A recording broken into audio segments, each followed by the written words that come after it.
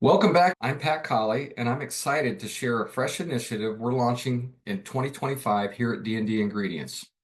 Each month, we'll bring an educational webinar on this platform, spotlighting timely industry topics and featuring one of our valued partner products.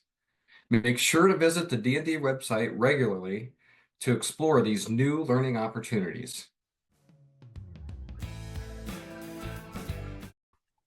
Well, good morning. My name is Tommy Ship. I actually work in technical support for FeedWorks. Just to give a brief introduction to myself, I'm a swine nutritionist. I've worked for about 18 years in production nutrition, and then as of April of 2024, started working with FeedWorks as mainly a swine technical support person, but I do cover all species. And one of the products I'm going to talk about today that I've spent quite a bit of time with is this product called Elife. And I can just jump right into the introduction here. And just talking about modern genetics, we know we've seen a lot of benefits as far as improved performance. In the case of sows, we've seen the numbers of live born go go up over time. Of course, we've had faster growth rate, better feed conversions coming along with their offspring. However, with a lot of these improvements, they've been at the expense of a lot of robustness. I mean, some of the issues that plague swine operations would be, of course, general health, but also like mortality issues in sows and other issues that have, created quite a number of challenges. But also, if you look at modern animal production, with all the things we've done right, there are a lot of added stressors in this. Of course, we tend to stock very heavily, so stocking density it tends to be higher. Therefore, ventilation issues need to be stayed on top of. Problems, obviously problems with heat stress. Feed quality becomes an issue. Alternative feed ingredients, and because with alternative feed ingredients, they may not always be as consistent as we like. Of course, we always have to worry about nutritional deficiencies, imbalances, and in general husbandry. All these together add additional stressors in modern animal production. And then, therefore, all these can actually contribute to oxidative damage via the formation of free radicals. And if we look at one of the main things we're going to talk about today with what Elife works against is oxidative stress. And I like to look at oxidative stress in two ways. You got the non-visual, which would be obviously things you can't see, like impaired villi growth, and most of these have to do with gut health, in respect to inflammation, bacterial colonization, even reduced organ function. And then the things you can see would be in respect to decreased performance, lower average daily gain, feed conversion, laying persistency, and hens goes down. If you're talking about sows, litter size could go down. You also see things in the offspring like diarrhea in pigs, wet litter in the case of poultry, increases of mortality and morbidity, and then therefore the increased need for veterinary interventions. If we look at the physiological consequences of oxidative stress, if you look at the far left, you'll see basically it's just a schematic that shows going all the way from a healthy intact cell to a diseased cell. And if we look at the healthy intact cell, if it's exposed to oxidizers such as free radicals, you actually have cells starting to have oxidative stress. And if that prolongs, then you'll actually have damaged molecules. This is the point where Elife, which is a polyphenol type product, actually comes into play. But if you have damaged cells, there are two ways it can go. You can have some enzymatic repairing of that, or you can actually have catabolism of those damaged molecules, and then you basically just circle back to a healthy intact cell. But if you don't have that, then you can actually have altered cell function and you can actually have cell death, or it can go into producing things such as tissue damage and then disease. So far as antioxidants, basically, I like to use the definition of oxidative stress as it's an imbalance between the production of oxidizers and the body's ability to neutralize them via antioxidants. And there are some systemic antioxidants such as superoxide mutase, glutathione peroxidase. And then you have dietary antioxidants such as vitamin E, vitamin C, polyphenols. And then, with that, your overall goal is to move towards equilibrium. Now, if we look at vitamin E, which is mainly thought up of being fed as a antioxidant, and that's one of its purposes, but it also has a purpose as an essential vitamin. It has regulation activity, protein kinase C. Therefore, it plays a role in gene expression, nervous and immune system responses, hormone secretion. It's essential for reproduction. So vitamin E actually has quite a few roles in addition to its antioxidant properties. And if you use vitamin E as your sole source of antioxidants, it is expensive. It's an expensive way to produce or to provide antioxidants. And if we look at this slide here, this mainly just shows what it looks like. You have a free radical, and basically a free radical would be just in the outer shell of the orbital rings. You'll have one unpaired electron.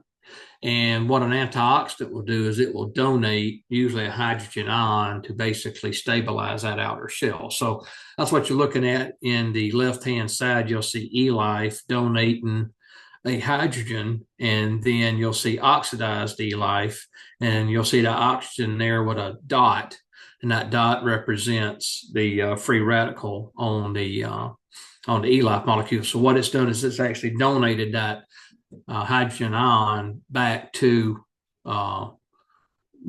whatever was oxidized.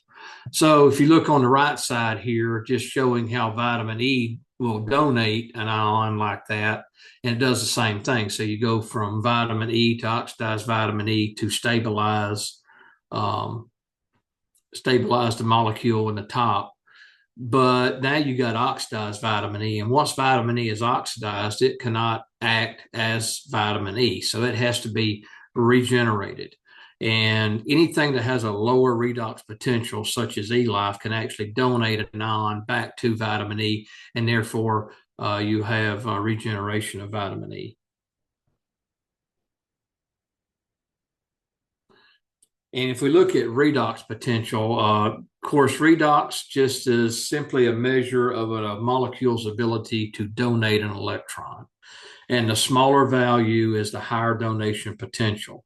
It just means it hangs on to it.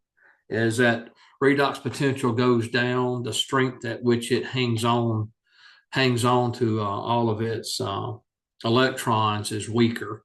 So if you look all the way at the top, you got polyunsaturated fatty acids. They do have redox potential. They will donate, but it's very, very unlikely when other things are present in the body. You got various pigments like beta carotenes. Those are thought of as being antioxidants, and they are. And then you have your antioxidant vitamins, vitamin E, vitamin C.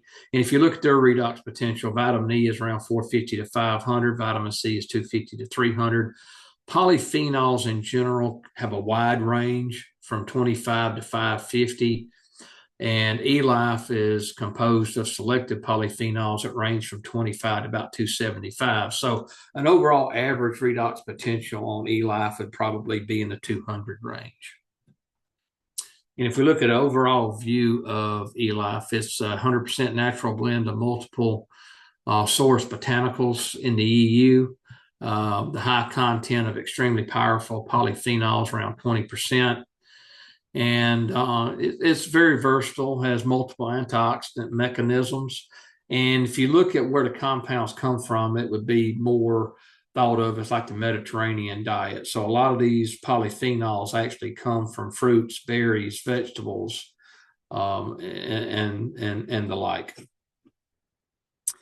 If we look at the selected polyphenols in Elife, and a lot of these come from of course, various places, but you'll see the redox potential ranges from about 278 down to about 28. And these come from, of course, onions, rosemary, grapeseed extract. So there's various ones represented here. One of the things that we were looking at Elife is its partial sparing of vitamin E. So when you feed vitamin E, of course, we talked about you feeding for two reasons: to provide the vitamin E in the diet of the animal you're feeding, but also a good portion of that vitamin E is going to be oxidized as an antioxidant. So Elife actually gives you a mechanism where you can actually spare more of your vitamin E to meet the vitamin E requirements of the animal in question. So just an overview of what we'll talk about. We'll talk about some of the antioxidant nature of Elife. We'll talk briefly on some of the analytical proofs, and then we'll talk about substitution rates and formulation comparisons. And the economic calculator is not in this presentation, but it is available if somebody wishes to see that. This table right here just shows a lot of the polyphenol classes. You have flavonoids, tannins, phenolic acids, and steel beans. And then the example components, the physical chemical properties, and then the main benefits. And you'll see the main benefits in these are going to be, intracellular antioxidant activity. And that's another thing. If you're using fat soluble polyphenols, they're only going to handle what's outside the cell in the cell membrane. If they're more water soluble, then these antioxidants actually get inside the cell membrane. And of course, you see a lot of anti-inflammatory properties in these, and radical scavenging and so forth. Some of the general comparisons on the polyphenol mixtures out there: Elife has numerous botanical extracts, therefore it's more of a broad spectrum neutralization. Excuse me. And then it has a high polyphenol level of around 20%. And a lot of the competing products are usually based on 1 to 2 botanical plant extracts, such as grape extract, which works very well, but they do tend to be a more narrow radical neutralization product. And they usually have a limited polyphenol level, typically 5 to 10%. As far as some of the assays, I won't spend a lot of time here, but there's different ways you can look at testing antioxidant activities. You can do in vivo, which is live animal trial. A lot of this was done with different levels of vitamin E, and then you just measure how fast the animal grows. Are they more efficient in feed conversion, et cetera? And then, of course, the next one will be in vitro, which is just in a test tube, and then ex vivo, where you're actually taking animal cells and exposing them to oxidizers. This right here is a publication explaining what's called the ICOS assay procedure. And the next slide, I'll just mainly jump right into the, basically I'll go into the results of it, but just talk about basically what they did was they used porcine gut cell lines from the ileum and basically measured intracellular oxidation by fluorescence by a indicator probe for reactive oxygen species. And these reactive oxygen species mainly are measuring hydrogen peroxide. If you look at a probe, it's actually a component that diffuses into the cell, and if reaction oxygen species are present, it oxidizes and becomes fluorescent, and therefore you can measure it. And then they did a head-to-head comparison with Trolox, which is an analog of vitamin E, but it's water soluble. And if you look down here you can actually see the ring structure of vitamin E is identical to the ring structure of Trolox. The only thing here is you have this tail on the end of vitamin E. We looked at ICOS assay results. Really, one of the things that, in simple words, really what we wanted to look at was what does Elife mean with respect to vitamin E equivalency. So basically here what we did is we took a control, and this control were you have two different bars. You got these low bars on each one of these treatments represent cells that were not challenged or exposed to oxidizers. And then the high bars are cells that were exposed to oxidizers. And then the control here was not exposed to any antioxidant. And then the second treatment here, the cells were exposed to Trolox. And then the next six treatments were various levels of Elife with respect to the parts per million being, basically that'd be the parts per million of Elife added to the diet. And if we look at the intracellular ROS production, if you look at control, you're up here between 35 and 40,000. And if you look at Trolox, it was down around 10. And if you look at Elife at 500, it was about 8,000, but it was not significantly different than Trolox at 11. So basically, you were able to get to the same level of intracellular protection with 500 parts per million Elife, which was equivalent to 1,100 parts per million Trolox, which is equivalent to 1,100 parts per million vitamin E. So basically, that 500 into 1,100 was roughly 2. So that's your 2-to-1 equivalence ratio for vitamin E50 versus Elife. And to basically prove that, they want to do a ORAC assay, just mainly to look at what the ORAC value of Elife would be. And if you look at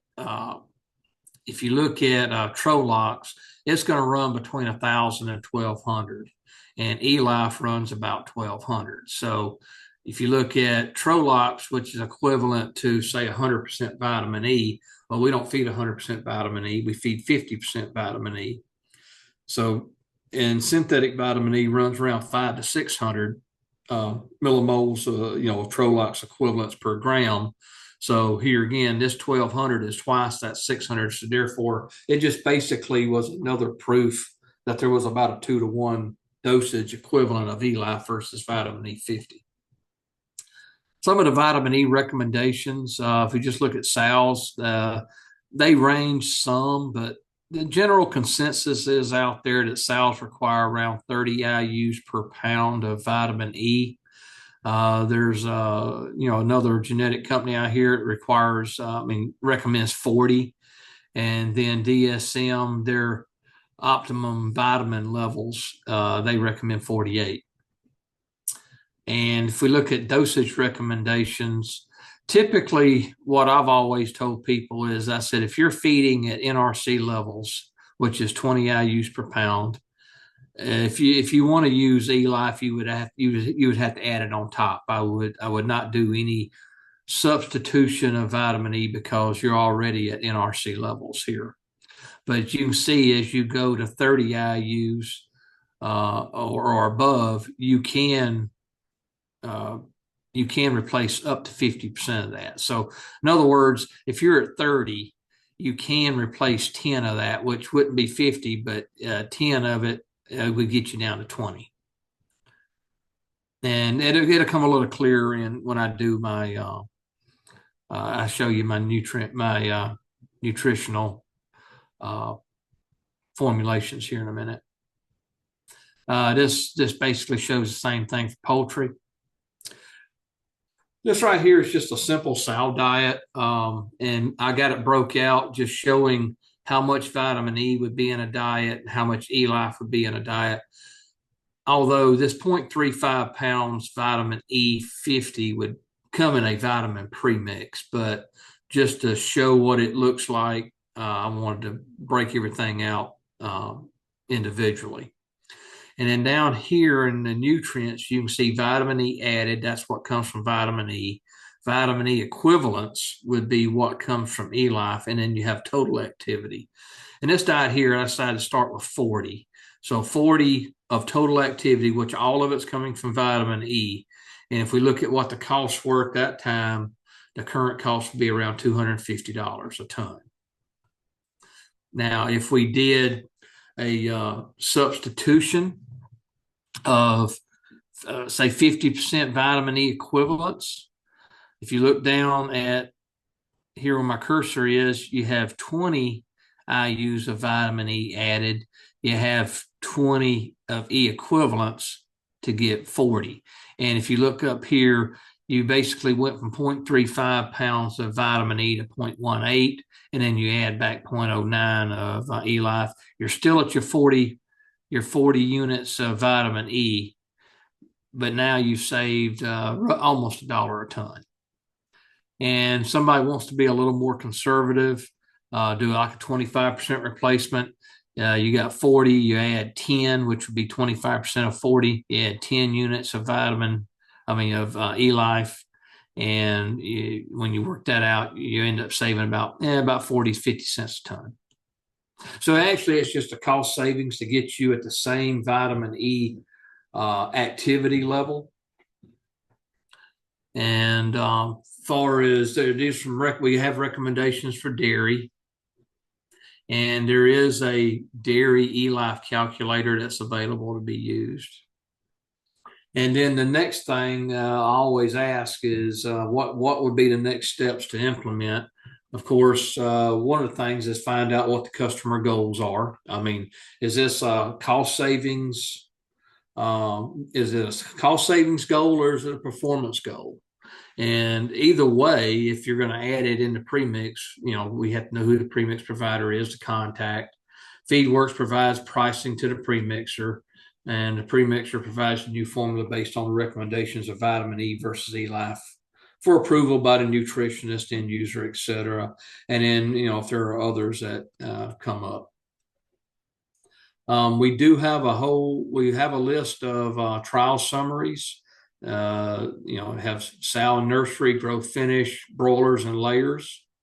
And these were all studies done with levels above and beyond what I was talking about as far as the vitamin E replacement. These are levels like 1 to 2 pounds per ton of Elife.